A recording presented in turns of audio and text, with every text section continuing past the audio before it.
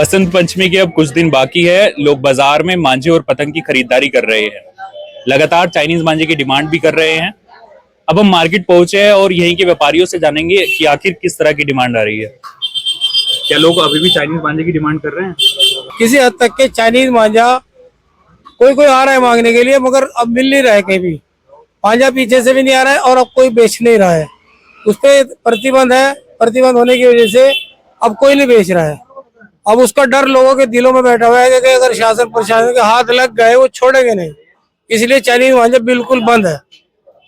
कुछ लोग अभी भी है जो चाइनीज मांझे की मांग कर रहे हैं। लगातार घटनाएं भी हो रही है। अब बड़ा सवाल ये है कि चाइनीज मांझा तो कुछ साल पहले आया, उससे पहले भी तो हम लोग पतंग उड़ा रहे थे।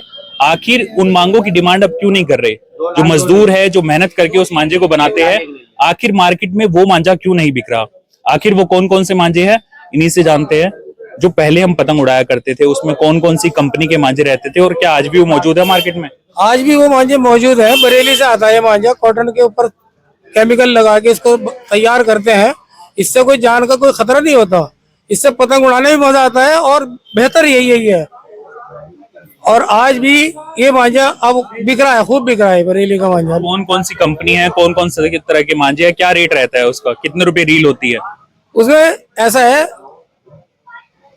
मांझा बनाने वाले बहुत लोग होते हैं। उसमें सब अपने अपने नाम से तैयार करते हैं।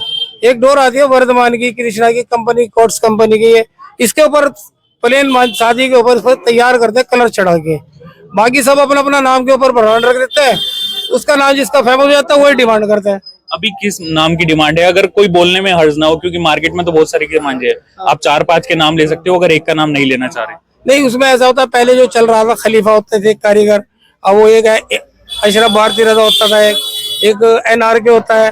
ये मशहूर है हमारे सहारनपुर में। ये खूब ये इनकी डिमांड है। इनकी डिमांड है। कितने रुपए रील है? सबसे महंगी रील किसकी है?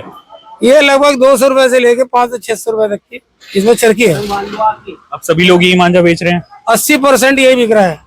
अगर पतंग की बात करें तो पतंग कितने रुपए से शुरू है और कहाँ तक है? पतंग 2 रुपए से लेके 4, 5, 7 रुपए तक की पतंग है। 7 रुपए मैक्स से, अच्छी है। भी है। उसके ऊपर भी आती है, वो थोड़ी महंगी होती है, 20-30 रुपए की, 35 रुपए की, थोड़ा वो अलग होती है।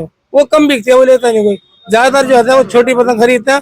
5 रुपए तक के ऊपर पतंग नहीं लेते, कम बिकती है। तो जैसा कि इन्होंने बताया कि मार्केट में खलीफा, पठान, खान, SRK, ARF कई तरह के मांझे हैं जिनसे कोई घटना भी नहीं होगी, वो उड़ाने में भी सुरक्षित है।